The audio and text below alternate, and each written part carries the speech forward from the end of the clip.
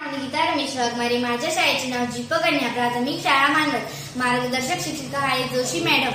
माझ्या एक पात्री अभिनयाचे नाव आहे कवितेची ओळख. सुधीरला शाळेत बायांनी काव्य प्रतिमा वाढवा हा प्रकल्प दिला. त्याचा हा प्रकल्प पूर्ण होण्यासाठी घरातील सर्वजण कवितेतून संभाषण करतात. आता या कवितेतल्या संभाषणाची आपण गंमत ऐकूया. शाळा सुटते, सुधीर घरी येतो आणि हताश आणि निराश बसलेला असतो. तेवढ्यात आजोबा येतात. अरे सुधीर, केव्हा आलास? आजचा प्रवेशाचा शांत कसा? आजोबा, काव्य प्रतिमा वाढवा म्हणजे काय हो? कोणी सांगितले रे तुला? आज शाळेत बाईंनी आम्हाला काव्य प्रतिमा वाढवा हा प्रकल्प दिलाय. मला तर ताणच आलाय. तेवढ्यात आजी येते. अरे, फार सोपं आहे. कविता करण्याची आपली आत्मशक्ती वाढवणं म्हणजेच काव्य प्रतिमा वाढवणं, हेच सांगितले बाईंनी. पण मी हे कसं करू?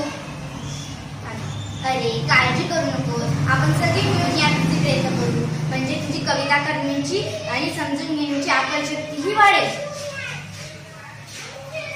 तुम्ही काय हो प्रयत्न करणार? आपण आजपासूनच सुरुवात करूया. तो ते कागदावर नीट लिहून घे, म्हणजे त्याच्या लक्षात सुद्धा बसेल आणि त्याचा प्रकल्पही पूर्ण होईल. तेवढ्यात आई म्हणते, सुधीर, हातपाय धुवून दूध घे. आजी, मी कागद आणि पेन घेतलाय. आपण आतापासूनच सुरुवात करूया. आजी घरामध्ये सांगवात लावते आणि मोठ्याने शुभम करोती म्हणते. घरामध्ये लावते सांजवात, भाजी करते कांद्याची पात. आता म्हाताऱ्याचा वाढतो वाट, नको भाजी करू तू कांद्याची पात. ए माझी सुपर, कधीतरी कशाला म्हणतील का हो? मी सांगितलेल्या भाजीला नेहमीच देतात खो. ए माझी सुपर आजी, तुला आवडेल ती कर भाजी. तू बनव भाजी छान छान चवळी. ए सुधीर, आणले इकडे दातांची कवळी.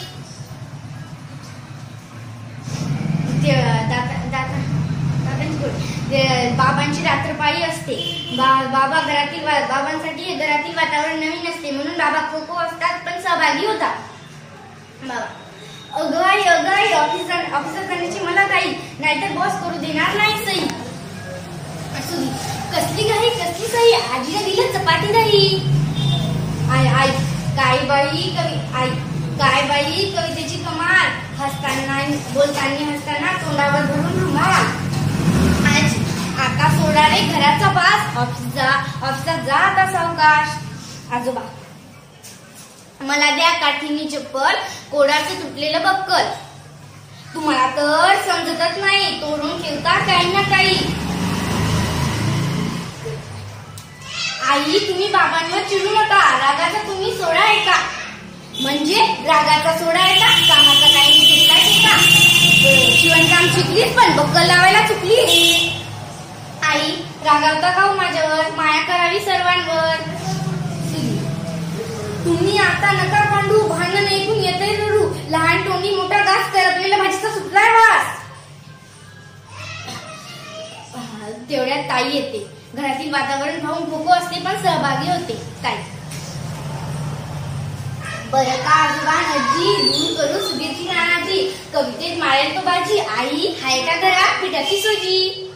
आई, सोजी तुला हवी कशाला? लाडू खातेस आणि बशी ठेवतेस उशाला. सुधीर, चला सगळेजण जेवण करू, चवीच्या भाजीवर ताव मारू.